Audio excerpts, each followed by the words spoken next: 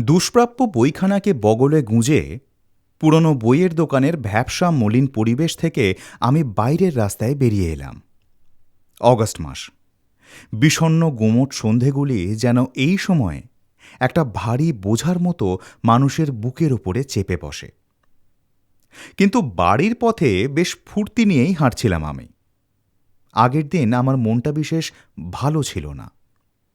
বুঝতে পারছিলাম যে ইতিমধ্যে সেই মনমরা ভাবটাও দিব্যি কেটে গেছে। আর কেনই বা কাটবে না? কপাল ভালো বলতে হবে যে পুরনো বইয়ের দোকানে ঢুকে তাকের ধুলো ঘাঁটতে ঘাঁটতে একেবারে হঠাৎই এমন একটি রত্ন পেয়ে গেছি যার খোঁজ পেলে যে কোনো রসিক ব্যক্তির জিভ দিয়ে জল ঝরবে। রত্নটি আর কিছুই নয়, চীনের মৃৎশিল্প নিয়ে ফরাসি ভাষায় লেখা দুষ্প্রাপ্য একখানা গবেষণা গ্রন্থ। মোটা বই, ছবিগুলো চমৎকার, তার উপরে আবার বইখানা পেয়েও গেছি একেবারে জলের তরে। এসব বই যারা বেচে, কি বেচছে তাও কি তারা জানে না? আপাতত এই বইয়ের মধ্যে যে হপ্তা দুয়েক ডুবে থাকা যাবে, এই কথাটা ভাবতে ভাবতে রোজকার মতো আজও আমি পোস্ট অফিসের কাছে মোড় ফিরেছিলাম। কোনো কিছু ভাবতে ভাবতে যারা হাঁটে তাদের তো আর অন্য কোনো দিকে খেয়াল থাকে না। আমারও ছিল না। ফুটপাথে চোখ রেখেই হাঁটছিলাম আমি। তবে কিনা ষষ্ঠ ইন্দ্রিয় বলেও তো একটা ব্যাপার আছে, সেটা নিশ্চয়ই কাজ করছিল। তা নইলে আর মাথা নিচু করে হাঁটতে হাঁটতে হঠাৎ কেন চোখ তুলে তাকাবো? তাকিয়ে দেখলাম আমার থেকে কয়েক গজ আগে আর একটা লোক খুবই মন্থর গতিতে যেন পা টেনে টেনে হাঁটছে। আরেকটু নজর করে দেখে মনে হলো লোকটা হয়তো একেবারে অচেনাও নয়। ঝুঁকে পড়ে হাঁটার এই ভঙ্গিটা আমি চিনি। আমার এক ঘনিষ্ঠ বন্ধুও ঠিক এইভাবেই হাঁটত। কিন্তু সেই বন্ধুটির সঙ্গে তো বছর দশেক হলো কোনো যোগাযোগই নেই আমার। লোকটি সত্যিই আমার বন্ধু কিনা সেই বিষয়ে নিশ্চিত হবার জন্য তাড়াতাড়ি পা চালিয়ে আমি তার কাছে গিয়ে দাঁড়ালাম। হ্যাঁ, দীর্ঘকাল যার সঙ্গে কোনো যোগাযোগ ছিল না সেই বন্ধুটিই বটে। চেহারা আর সেই আগের মতো নেই, শরীর একেবারেই ভেঙে গেছে, তবে চেনা যায়। কাঁধে হাত রাখতেই সে চমকে আমার দিকে ঘুরে দাঁড়াল। কি ভীষণ পাল্টে গেছে আমার বন্ধুটি, এ তো ভাবাই যায় না। আগে তাকে যা দেখেছি এখন সে যেন তার ছায়া মাত্র। আমাকে দেখে আবেগে সে কোনো কথাই বলতে পারছিল না। আমার অবস্থাও তথৈবচ। কাছেই একটা চায়ের দোকান। বন্ধুটিকে টেনে নিয়ে আমি সেই দোকানের মধ্যে ঢুকে পড়লাম। তারপর একটা কোণ বেছে নিয়ে সেখানে গিয়ে বসলাম, যেখানে আলো অত জোরালো নয় আর পরিবেশটাও একটু নিরিবিলি। আমাদের কারোর মুখেই কোনো কথা সরছিল না। চা খেতে খেতে অতীতের কথা মনে পড়ল আমার। একই স্কুলে পড়তাম আমরা, তারপর একই কলেজে। সেই সময়ে যে আমরা পরস্পরের খুব ঘনিষ্ঠ হয়ে উঠেছিলাম, তার কারণ আমরা দুজনেই ছিলাম শিল্পপ্রেমিক। যখন আমরা কলেজের ছাত্র, তখনই দেখতাম যে ক্যানভাসের উপরে রঙের তুলি বুলোতে বুলোতে কত অনায়াসে সে একটার পর একটা আশ্চর্য ছবি তৈরি করে তোলে। আমি ছিলাম তার সমালোচক, নির্ভীক নিরপেক্ষ সমালোচক। আমার পক্ষে যতটা সম্ভব খুঁটিয়ে খুঁটিয়ে তার ছবিগুলোকে দেখতাম আমি। তারপর যা মনে হতো খোলাখুলি বলতাম। রঙের ব্যবহারে তার দক্ষতা ছিল অসাধারণ। মনে হতো সে যেন রঙের জাদুকর। পুরো ব্যাপারটা কি দাঁড়াবে সেসব যেন গ্রাহ্যের মধ্যে না এনেই এমন নির্লিপ্ত অথচ নিশ্চিত ভঙ্গিতে সে ক্যানভাসের ওপর রং চড়িয়ে যেত যে আমি অবাক হয়ে যেতাম। অথচ প্রতিটি ক্ষেত্রে তার পুরো কাজটাও হতো অসাধারণ। কিন্তু, এবং এই কিন্তুটা কিন্তু খুবই তাৎপর্যময়। একালের তাবৎ প্রগতিশীল তরুণ বুদ্ধিজীবীর মতো সেও ছিল বামপন্থী। আর শিল্পের ক্ষেত্রে বামপন্থী হওয়ার যে পরিণাম, তার বেলাতেও তার কোনো ব্যতিক্রম হয়নি। এখানে তখন আয়েশি রক্ষণশীলরাই তো দলে ভারী। তাদের কাছে সে একেবারে অচ্ছুত হয়ে গেল। এটা কোনো আশ্চর্য ব্যাপার নয়। এরকম যে হবে তা তো জানাই ছিল। ব্যাপারটাকে তাই সে ধর্তব্যের মধ্যে আনল না। এটাকে পুরোপুরি উপেক্ষা করে সে এঁকে যেতে লাগলো তার ছবি। একমাত্র আমিই জানি যে এরপর থেকে একাডেমির নামগন্ধও সে সহ্য করতে পারত না। শিল্পের ব্যাপারে তার প্রগতিশীল মতামতগুলো কিন্তু আমি খুবই সমর্থন করতাম। তার কারণ আমিও এক্ষেত্রে ছিলাম পুরোপুরি আধুনিক। তার তাবৎ ছবির পিছনে যে একটা সজীব মন কাজ করে যাচ্ছে সেটা আমি বুঝতে পারতাম, বুঝে খুশিও হতাম খুব। আমার মনে পড়ে যে একবার সে তার ছবির এক প্রকাশ্য প্রদর্শনীর আয়োজন করেছিল, কিন্তু দর্শক একেবারেই না আসায় সেটা খুবই করুণ একটা তামাশার ব্যাপার হয়ে দাঁড়ায়। তারও পুরোপুরি মোহভঙ্গ হয়। সে বুঝতে পারে যে সাধারণ দর্শক সমাজের শিল্পবুদ্ধি এখনও অতি নিচু স্তরে আটকে আছে, তার উপরে আর উঠতে পারছে না। এরপর থেকে সে তার স্টুডিওর মধ্যেই প্রদর্শনীর আয়োজন করত। অধিকাংশ ক্ষেত্রে দেখা যেত যে একমাত্র আমিই তার দর্শক, আমিই তার সমালোচক। সে শিল্পী আর আমি তার শিল্পের অনুরাগী, যেন পরস্পরের পরিপূরক আমরা দুজনে। এইভাবে আমাদের জীবন নেহাত মন্দ কাটছিল না। টাকা রোজগারের কোনো গরজ ছিল না তার। বাবা ছিলেন বিখ্যাত ব্যবসায়ী, ছেলের জন্য বিস্তর টাকা করেই তিনি রেখে গেছেন। সুতরাং ছবি এঁকে টাকা রোজগার করতে হবে এমন কথা তাকে ভাবতে হয়নি। আর তাই আর্ট ফর আর্টসে অর্থাৎ কলা কৈবল্যের সাধক হয়েই দিব্যি সে দিন কাটাতে পারছিল। আমার অবস্থা অন্যরকম। যে কলেজে পড়তাম, গ্র্যাজুয়েট হবার পরে সেখানেই আমি লাইব্রেরিয়ানে চাকরিটা পেয়ে যাই। খুব একটা ভালো চাকরি নয়, কিন্তু তা নাই হোক, আমার শিল্পচর্চায় তো এর দ্বারা কোনো ব্যাঘাত ঘটছে না, এতেই আমি খুশি। যে কটা বছর তার সান্নিধ্যে আমি কাটাই, তারই মধ্যে তাকে আমি অতি দ্রুত এক পরিণত শিল্পী হয়ে উঠতে দেখেছিলাম। যা দিয়ে একজন সত্যিকারের প্রতিভাসম্পন্ন শিল্পীকে চেনা যায়, সেই লক্ষণগুলি ইতিমধ্যেই অতি স্পষ্টভাবে ফুটে উঠেছিল তার কাজে। আমি বুঝতে পারছিলাম শিল্পকলার জগতে শ্রেষ্ঠ এক বহুমুখী প্রতিভা হিসাবে হঠাৎই সে বিখ্যাত হয়ে উঠবে। তার আর দেরিও বিশেষ নেই। সাগ্রহে সেই দিনটার জন্য অপেক্ষা করছিলাম আমি। কিন্তু আমি ভুল করেছিলাম, ভীষণ ভুল করেছিলাম। হঠাৎই এমন একটা ঘটনা ঘটে যায় যেটা ঘটবে বলে আগে বুঝতে পারিনি। পরস্পরের কাছ থেকে দূরে সরে যাই আমরা। এমন একটা জায়গায় সে চলে যায় যেখানে খ্যাতি, শিল্প, এমনকি আমাদের এই চেনা জগতের সঙ্গেও ব্যবধান অতি দুস্তর। ব্যাপারটা শুরু হয়েছিল নিছক ঠাট্টা তামাশার ভিতর দিয়ে। সন্ধ্যের দিকে প্রায় তার ফ্ল্যাটে আমি আড্ডা দিতে যেতাম। বছর দশেক আগে জানুয়ারির এক সন্ধ্যায় সেই রকম আড্ডা দিতে গিয়েছি। মায়োপিয়ায় ভুক্ত বলে সে সন্ধ্যের দিকে ছবি আঁকার কাজ বড় একটা করত না। সেদিন কিন্তু সে বড় একটা ক্যানভাসে খুব বিভোর হয়ে রং ধরাচ্ছিল।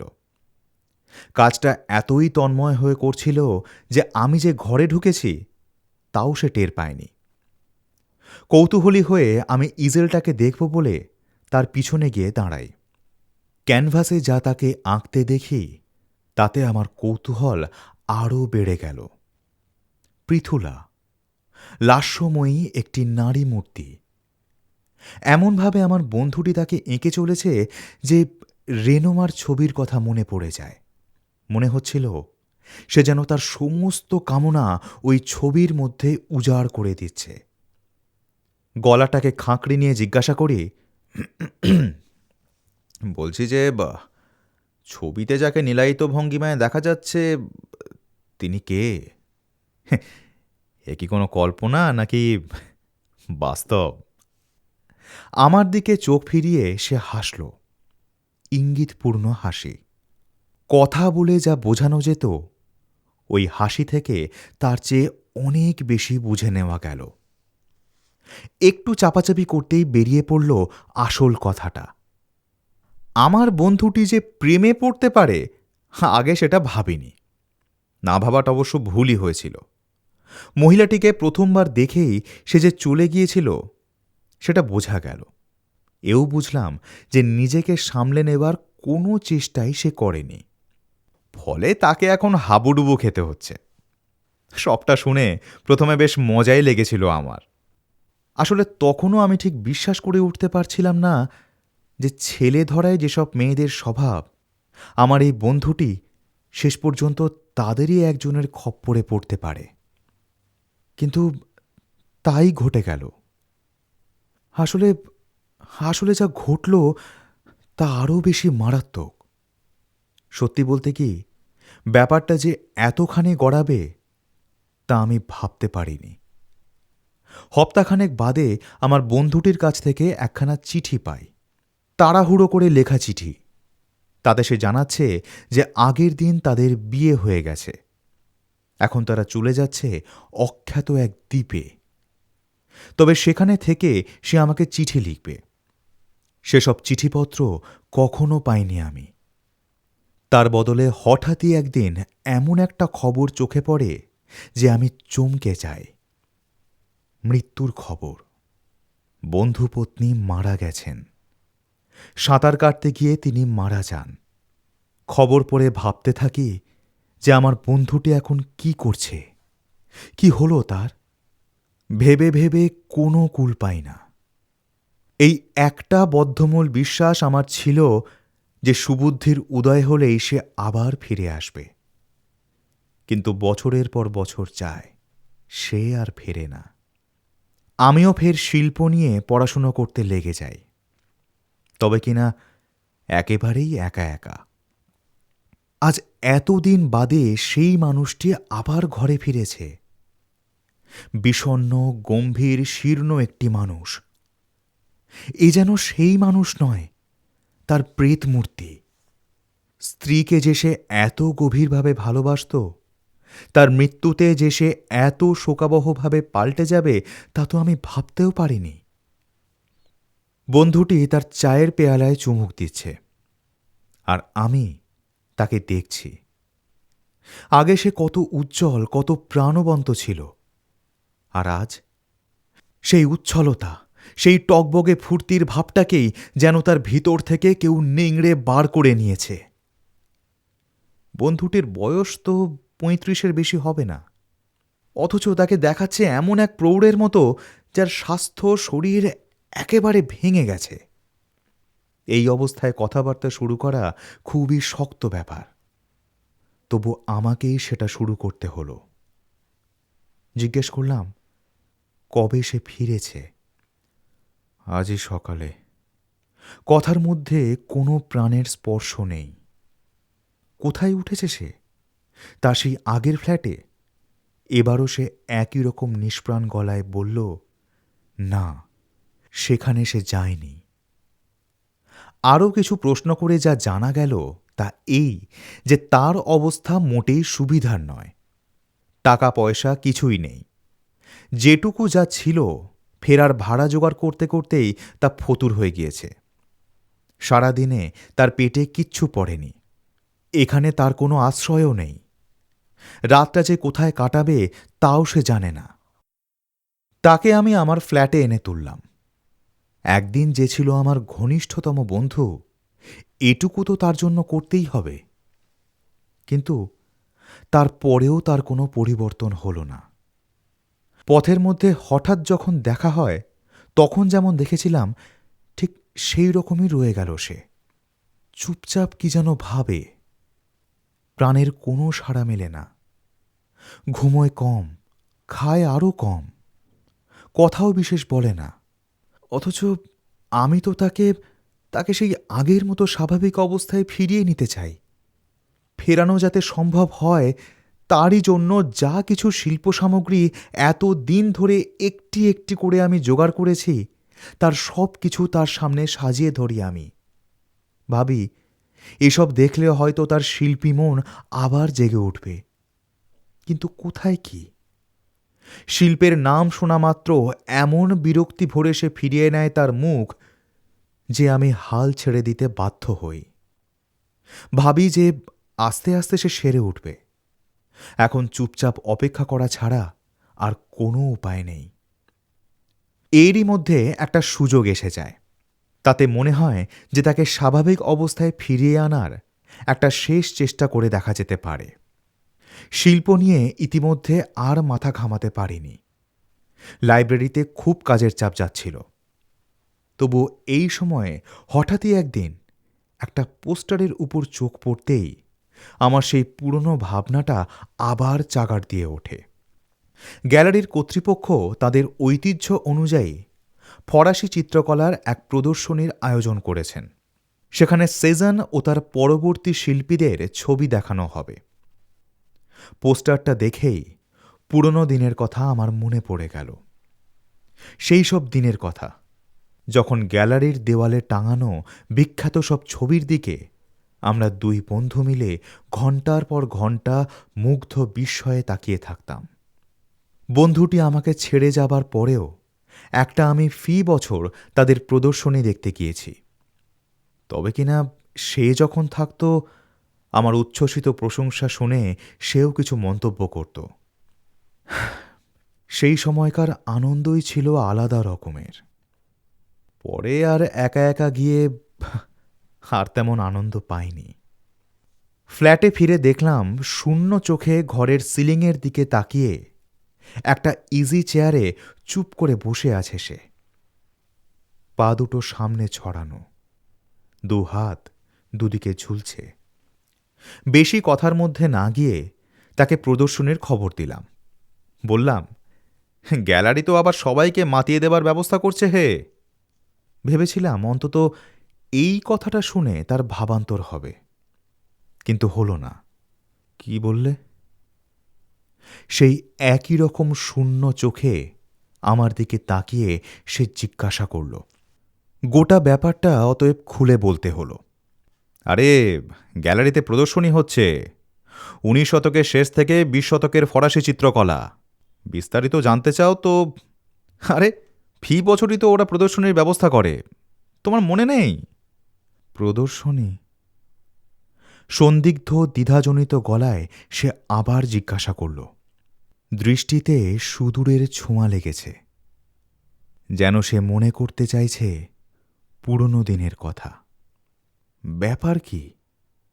সব কিছুই কি সে ভুলে গেছে? এ যে অবিশ্বাস্য, তাকে সে কথা আমি বললামও। বাহ, গ্যালারিতে সেই ঘণ্টার পর ঘণ্টা আমরা ছবি দেখে কাটাতাম, কত আনন্দ, কত উত্তেজনা, সেসব কিছু মনে নেই তোমার? সব ভুলে মেরে দিয়েছ নাকি? আর সেটা আমাকে বিশ্বাস করতে হবে? আরে, মাতিসের সেই বিখ্যাত ছবি ওদালেস্ক, যা দেখে কি উচ্ছ্বসিত প্রশংসা করেছিলে তুমি, তাও মনে করতে পারছো না? এত কিছু বলার পরেও সে কিছু বলছে না দেখে এমনভাবে আমার সিদ্ধান্তটা আমি জানিয়ে দিলাম যে এর আর কোনো নড়চড় হবার নয়। বললাম, যাই হোক, কাল বিকেলে আমার সঙ্গে তুমি এই প্রদর্শনীতে যাচ্ছ। তখন বিশেষ ভিড়ভাট্টা মনে হয় থাকবে না। সুরার একখানা দুর্দান্ত ছবির সামনে আমরা দাঁড়িয়ে আছি। যেরকম সূক্ষ্ম, প্রায় বৈজ্ঞানিক এবং পরিমিতিবোধের পরিচয় রয়েছে এই ছবিখানার বর্ণসঙ্গতির মধ্যে, তাতে সঙ্গীতের সূক্ষ্ম সুরসঙ্গতির কথাই আমার মনে পড়ে যাচ্ছিল। আমার চারদিকে বিখ্যাত সব ছবি। এত তন্ময় হয়ে, এত বিভোর হয়ে সেই ছবি আমি দেখছিলাম যে বন্ধুটির কথা আমি প্রায় ভুলেই গিয়েছিলাম। কি অপরূপ সব ছবি! আমার মুখ দিয়ে কোনো কথাই সরছিল না। সেজানের একখানা দারুণ ছবির উপরে চোখ পড়তে অবশ্য নিজেকে আর সামলানো গেল না। উচ্ছ্বসিত হয়ে আমি ছবিখানির প্রশংসা করতে শুরু করলাম। কতক্ষণ যে প্রশংসা করেছিলাম কিচ্ছু আমার মনে নেই, কিন্তু হঠাৎই আমার খেয়াল হলো যে হলে ঢুকবার পর থেকে আমার বন্ধু এতক্ষণের মধ্যে একটিও কথা বলেনি। তার দিকে ঘুরে দাঁড়ালাম আমি। ঘুরে দাঁড়িয়ে তার মুখে যে অভিব্যক্তি দেখলাম, তাতে আমার বাক্যস্রোত একেবারে সঙ্গে সঙ্গেই বন্ধ হয়ে গেল। বন্ধুর যে চেহারা আমার চোখে পড়ল, তেমন করুণ চেহারা আর কখনো আমি দেখিনি। এত ফ্যাকাশে, এত নিষ্প্রাণ তাকে দেখাচ্ছিল যে আমার ভয় হল যে কোনো মুহূর্তে সে হয়তো মূর্ছিত হয়ে পড়বে। হাত ধরে আস্তে আস্তে তাকে আমি গেটের কাছে নিয়ে এলাম। তারপর গেট পেরিয়ে রাস্তায়। তখন সন্ধ্যা হয়ে আসছে। আকাশের কিউমুলাস মেঘের পুঞ্জে লেগেছে অপার্থিব কমলা রঙের ছোঁয়া। এতক্ষণ যে আমরা ওই হলের মধ্যে ছিলাম সেটা আমি বুঝতেই পারিনি। এই, তুমি কি অসুস্থ বোধ করছো? জিজ্ঞেস করলাম। দেখে তো মোটেই ভালো ঠেকছে না গো। ফিরে আসার পর এই প্রথম সরাসরি আমার চোখের দিকে তাকালো সে। তারপর বলল, সব কথা তোমাকে তোমাকে খুলে বলাই ভালো। কণ্ঠস্বর গম্ভীর, তাতে এমন একটা দোতনাও রয়েছে যা খুব একটা শুভ নয়। ভেবেছিলাম কিছু না বলে স্রেফ চুপ করে থাকব, কিন্তু কিন্তু এই কষ্ট আমি আর সহ্য করতে পারছি না। একটুক্ষণ চুপ করে রইল সে। মস্ত বড় একটা শ্বাস নিল। তারপর বলল,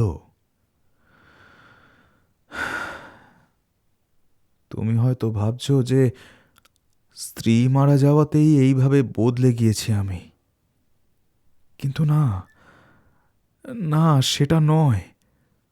সে অতি নচ্ছাড় মেয়ে। না না, তার মৃত্যুর সঙ্গে আমার এই বদলে যাবার কোনো সম্পর্ক নেই। বরং সে যে মরেছে তাতে আমি হাঁপ ছেড়ে বেঁচেছি। আসলে আসলে তার পরে একটা ব্যাপার ঘটে। আবার একটুক্ষণ চুপ করে রইল সে। মনে হলো যা সে বলতে চায় তা সে সহজে বলতে পারছে না। বলতে তার খুব কষ্ট হচ্ছে। তার মৃত্যুর পরে একদিন একদিন সকালে ঘুম থেকে উঠে আমার মনে হলো অদ্ভুত এক পৃথিবীর দিকে আমি তাকিয়ে আছি। চারপাশে যা কিছু দেখছি তার সবই কেমন যেন অদ্ভুত আর ছাতা পড়া। বিছানা থেকে লাফিয়ে উঠে আমি আয়নার সামনে দাঁড়াই। মুখখানা কেমন যেন ফ্যাকাশে লাগলো। মনে হলো আমার মুখ থেকে সমস্ত রক্ত কেউ শুষে নিয়েছে। মারাত্মক ভয় পেয়ে গেলাম। মনে হলো আমার দৃষ্টিশক্তি নষ্ট হয়ে যাচ্ছে। ভয়ে কাঁপতে কাঁপতে তক্ষুনি এক চোখের ডাক্তারের কাছে আমি ছুটে যাই। ডাক্তার আমার স্বাস্থ্য পরীক্ষা করলেন, চোখও দেখলেন, নানা রকম প্রশ্নও করলেন। তারপর কি বললেন ভাবতে পারো? বললেন যে না, আমি অন্ধ হয়ে যাচ্ছি না। না না, এটা অত খারাপ কিছু নয়। তবে হ্যাঁ, আমি বর্ণান্ধ হয়ে যাচ্ছি বটে। ভেবে দেখো, ব্যাপারটা একবার ভেবে দেখো। রঙই তো আমার ভাষা, আর সেই আমি কিনা বর্ণান্ধ হতে চলেছি।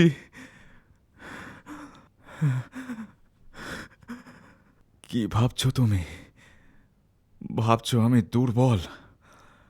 ভাবছো যে ভাগ্যের চাকার তলায় আমি গুঁড়িয়ে গেছি? নিজের কথা বলতে পারি। আমি যে আত্মহত্যা কেন করিনি সেই কথা ভেবে আমি অবাক হয়ে যাই আজ। কারণটা হয়তো এই যে বাঁচতে আমার ভারী ভালো লাগে। আর নয়তো নয়তো আমি ভীতু, কাপুরুষ। হয়তো সেটাই সত্যি কথা। নইলে দেখো, দেখো আমাকে। আজ আমার কাছে জীবনের কি অর্থ? কি অর্থ? কিচ্ছু না। শিল্পের কি অর্থ আমার কাছে? যে লোক ধূসর ছাড়া, হরেক রকমের একঘেয়ে ধূসর ছাড়া কোনো রঙই দেখতে পায় না, তার কাছে মাতিস আর রেনোয়ার ছবিরই বা কি অর্থ?